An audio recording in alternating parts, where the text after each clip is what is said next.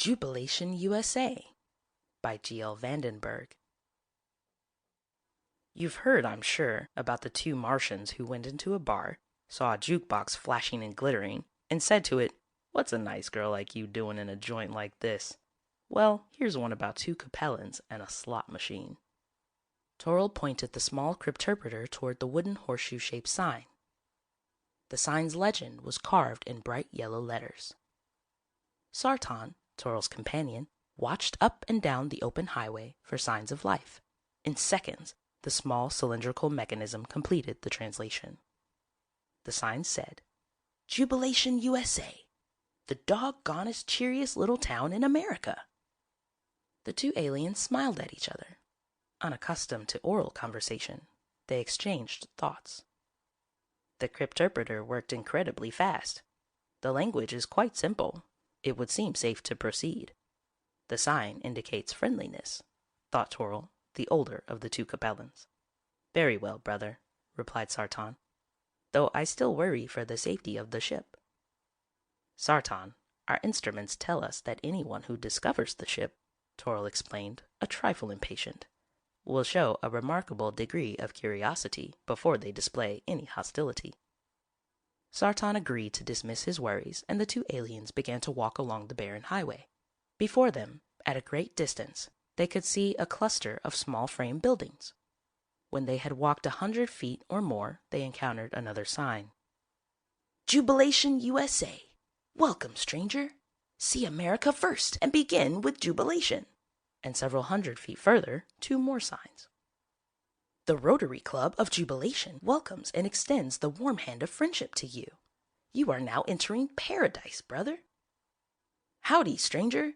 Come right on in, stay a while, and make yourself to home." Jubilation Chamber of Commerce. As members of a peaceful race, Toril and Sartan naturally found the signs encouraging. They walked at a sprightly pace. A whirring noise behind them brought the two to a halt. They turned to discover a pre-war Chevy choking its way along the road. The aliens edged their way to a gully along the side of the road.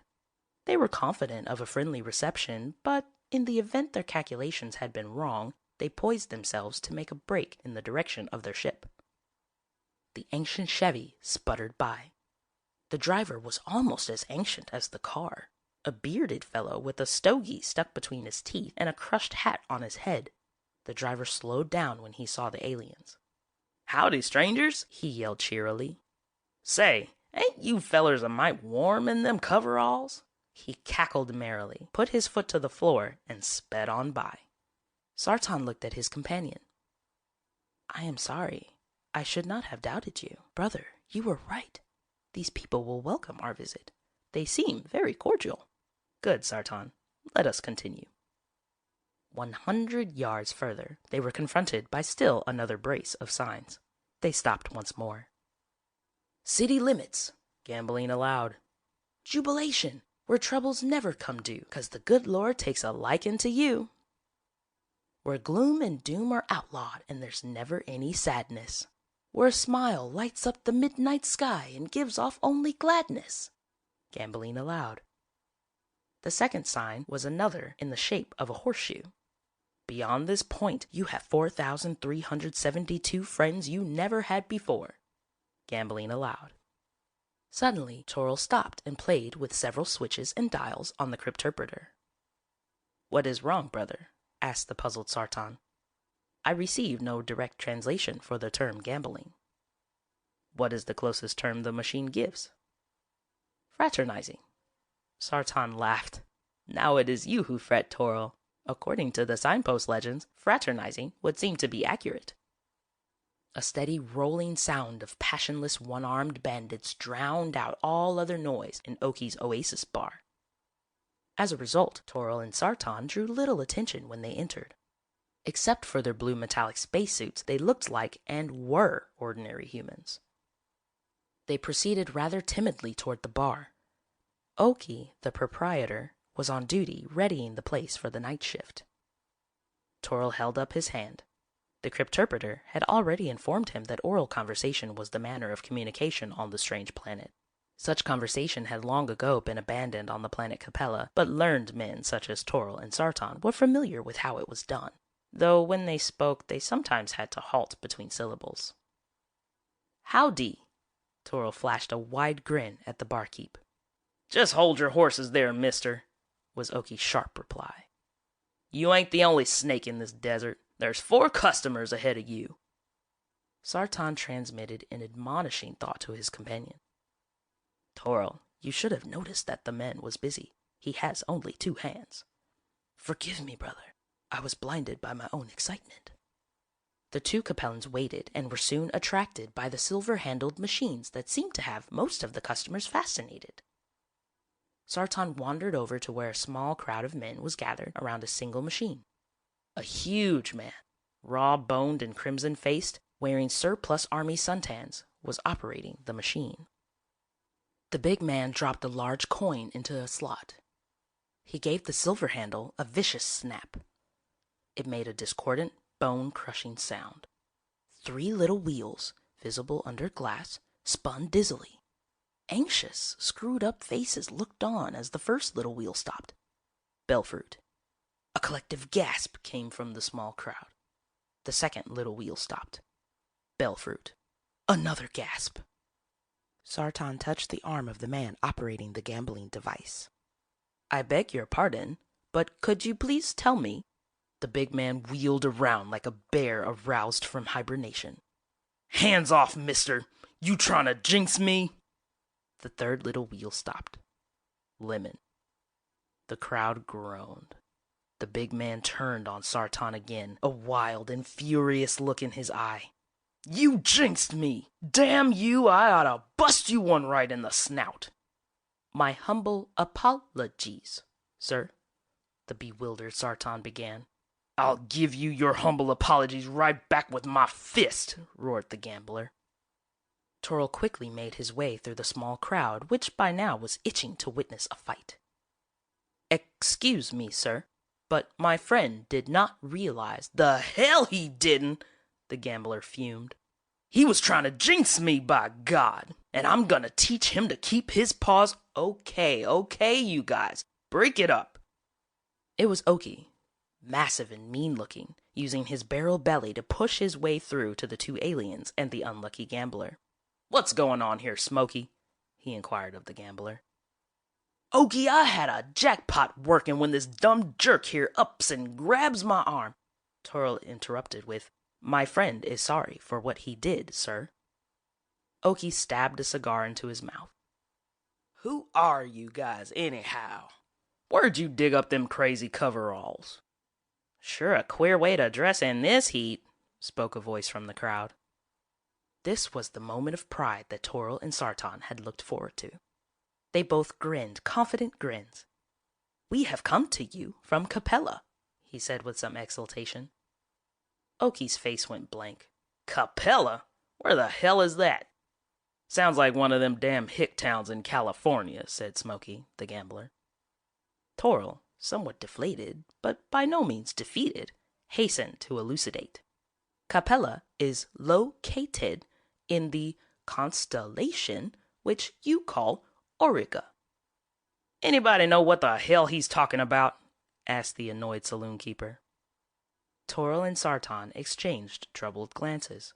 Sartan took up the cudgel. "Auriga is a constellation, a star cluster, sir. It is 42 million light-years away." "What in tarnation is a light-year?" asked an old-timer in the group. Another replied, "They must be from Alaska.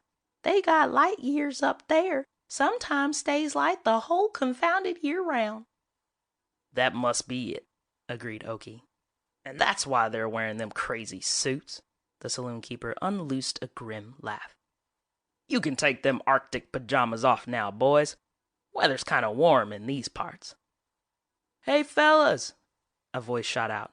"Did you bring any Eskimo babes down with you?" The crowd roared approval at the witticism. Toril transmitted a depressing thought to his companion. "I fear they do not believe us, Sartan." Sartan did not get the opportunity to answer immediately. "Listen, you guys." Oki pounded his fat finger into Sartan's chest. I want you to behave yourselves, understand? Now that means lay off the customers while they're at the games. You want to gamble, there's plenty of machines available. I got a respectable place. I want to keep it that way. He turned and addressed the other men. All right, boys, fun's over. No fight today. Drink up and gamble your money away. Let's get back to the games. It was necessary for Toril to use the crypterpreter to translate the various signs along the bar. Oki saw the small cylindrical machine sitting on the bar. His curiosity bested him. He gave it a more thorough examination than a dog gives a fire plug. Some of the signs read, Double Bourbon, $2.10. Cool Gin Ricky, $1.25. In God we trust, but nobody else. Rum Collins, $1. A friend in need is a friend indeed. No Indians served here. And Scotch imported, $1.50. Domestic, $1.30. Cool Gin Ricky, said Toril. Coming right up, Oki mumbled, his attention still wrapped around the crypterpreter. Say, what is this gadget anyway? It is a crypterpreter. Toril beamed with pride. It enables us to understand and speak your language. Ah, go on. Oki managed a faint-hearted grin, uncertain of whether his leg was being pulled. Come on now, tell me what it is. But I have just told you, sir. The barkeep cursed under his breath. 2 gin rickies, did you say? Yes. Oki brought the drinks. Sartan smiled broadly. Thank you exceedingly. That'll be $2.50. Toril raised his glass as though making a toast. $2.50, he repeated. Oki caught his arm and brought the glass down. $2.50, the barkeep said with grim insistence. Sartan pursed his lips comprehendingly. He removed a large pentagonal piece of metal from his pocket and gave it to Oki. Oki took the piece between his fingers, examined it, and frowned. I give up. What is it? Sartan had to glance at Toril for an answer. Toril threw a switch on the crypterpreter. Money, Toril silently advised him. Money, said Sartan to Oki. You guys hold on and don't drink up yet, growled the barkeep. He then yelled in the direction of the blackjack table. Hey, Nugget, get on over here. I need you. A wiry little man with a full unkempt beard hustled over to the bar. Nugget McDermott at your service, Oki. What's your pleasure? He asked with a sunny smile. Take a look at this. Oki handed him the piece of metal. The old prospector turned it over in his hands, bit it, and then held it in his palm as though to judge its weight. His expert opinion was, It's gold, Oki, and was uttered without a shred of modesty. Are you sure? The old-timer was highly insulted. Am I sure? Why, you lop-eared sunstroke jackass, of course I'm sure. Nugget McDermott has drawed the gold like nails to a magnet. Why, when this here town was nothing but a patch of cactus— All right. Oki waved him off. Don't get your gander up. Go on back to the blackjack table and tell Sam to give you a drink on the house. Much obliged, Oki, much obliged, said Nugget, doffing his hat and trotting back to the blackjack table.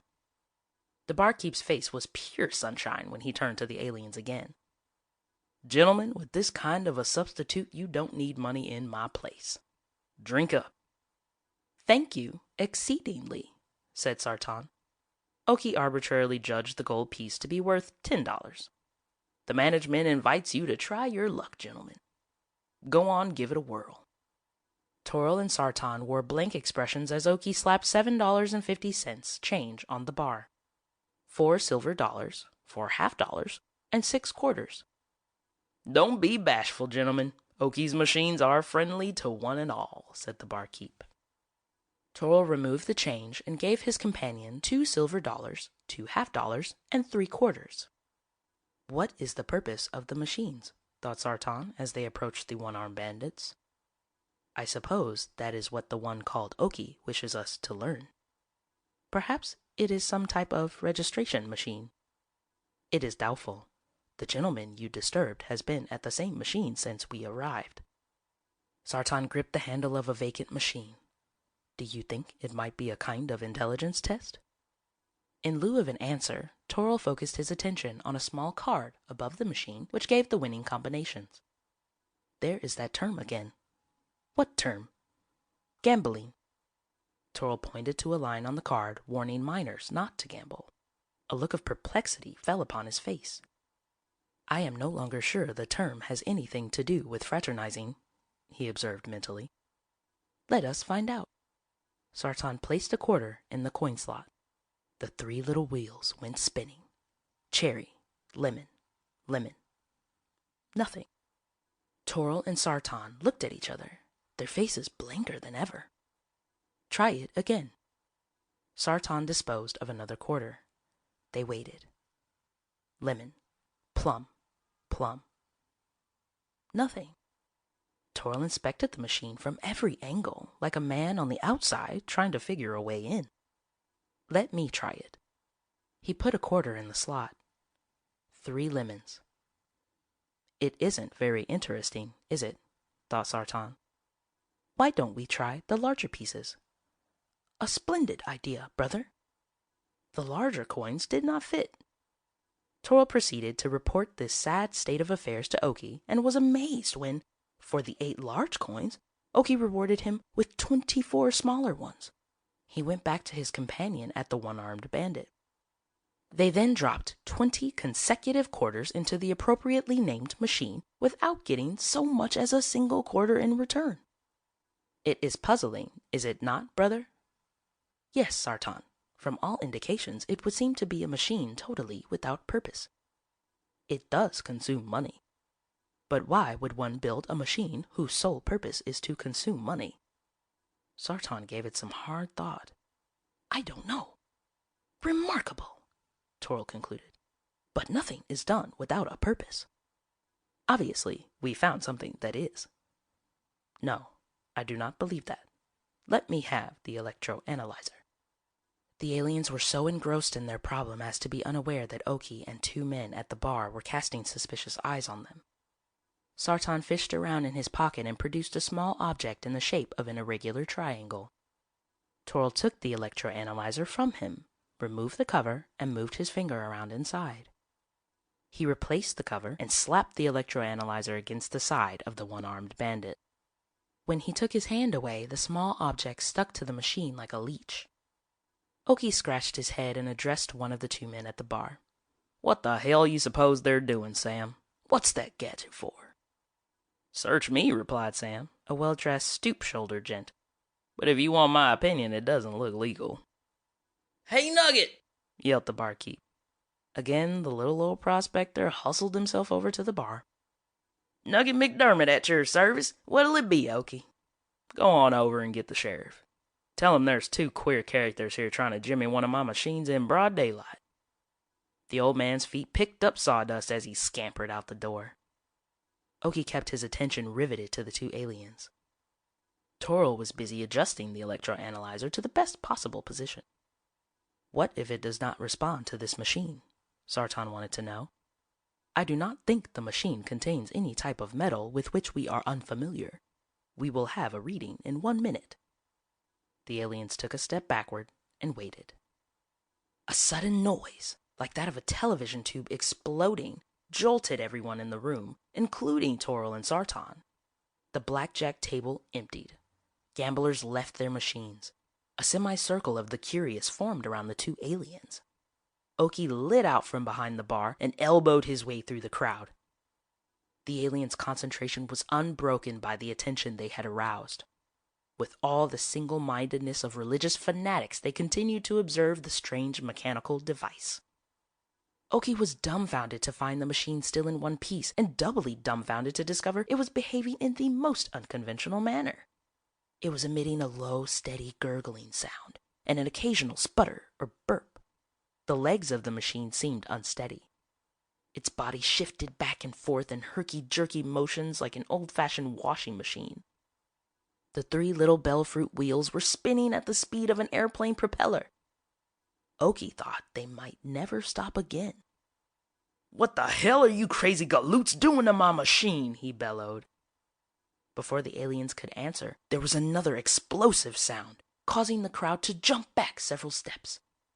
Quarters fell from the mouth of the machine, slowly at first, then at an alarming rate. The coins fell, bounced, and rolled all over the floor. The crowd gulped with fascination. "Holy catfish," said one of the men. "How long since that blasted thing's paid off?" "Looks like this is the first time," said one of the others. "You guys keep quiet," yelled Oki. The coins continued to fall for what seemed like a record time. The crowd was spellbound. Oki watched in silent fury, and the aliens were more confused than they had been when the machine wasn't paying off. The one-armed bandit finally coughed out its last quarter. The 3 bellfruit wheels came to an abrupt halt, as though an inner spring had snapped. The machine broke down. Certain observers later reported that the poor thing actually looked exhausted. The sheriff burst in the door with Nugget McDermott close behind. "Sheriff, I want you to arrest these 2 tin horns," cried Oki. Tin horns? Sartan's face was creased with bewilderment. "What's wrong, Oki?" asked the sheriff. "Take a look for yourself. These 2 bugged my machine and then broke it down. Look at that money all over the floor." Toro smiled. "We meant no harm, sir." "The hell you didn't mean no harm. You were out to rob me." "We were only experimenting." "There's their crooked experimenting right there," said Oki, pointing a finger at the deactivated one-armed bandit. "I want them locked up until that machine's paid for." "All right," said the sheriff. "You 2 better come with me." "But, sir," Sartan protested, "we merely wanted to know how the machine functioned. You see, we are from Capella, and—" "Capella!" exclaimed the sheriff. "Where is that? I never heard of the place." "Well, it is not a part of your Earth." "Oh, well, why didn't you say so before?" The sheriff winked at the crowd. "You mean you boys are from out of this world?" "That is correct." Sartan grinned proudly. Well, well, that makes a big difference." The sheriff turned to the crowd. "All right, boys, grab 'em and hustle 'em over to the jailhouse." A group of men slowly closed in on the 2 aliens. Toril and Sartan backed away toward the wall. "I believe they are angry, brother," thought Sartan. "But why?" inquired Toril. "I do not know.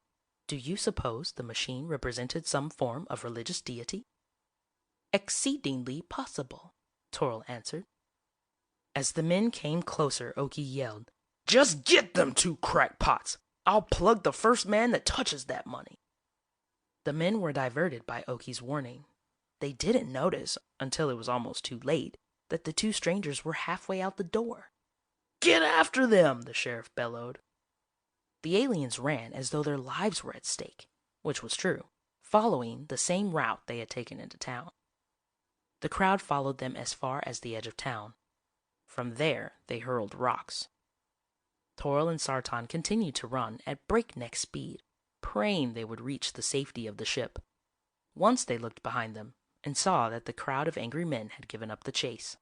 Halfway back to their ship, they passed a sign, though they didn't bother to stop and read it. "You are now leaving Jubilation, U.S.A., the doggonest cheeriest little town in America. Come back soon." End of Jubilation, U.S.A. by G.L. Vandenburg.